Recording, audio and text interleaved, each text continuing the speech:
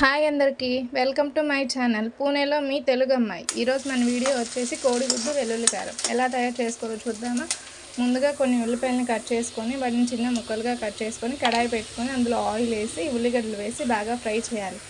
అలాగే మనం కొన్ని ఉడకబెట్టిన కోడిగుడ్లను తీసుకొని ఇందాక వీడియోలో చూపించిన విధంగా చిన్న చిన్న ముక్కలుగా కట్ చేసుకొని పక్కన పెట్టుకోవాలి.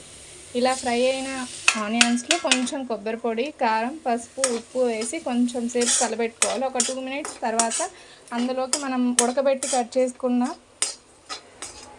బాయిల్డ్ ఎగ్స్ని వేసి ఇలా కలబెడుతూ ఒక 5 నిమిషాల పాటు కలపెడుతూ ఆయిల్ తేలేంత వరకు ఉంచాలి.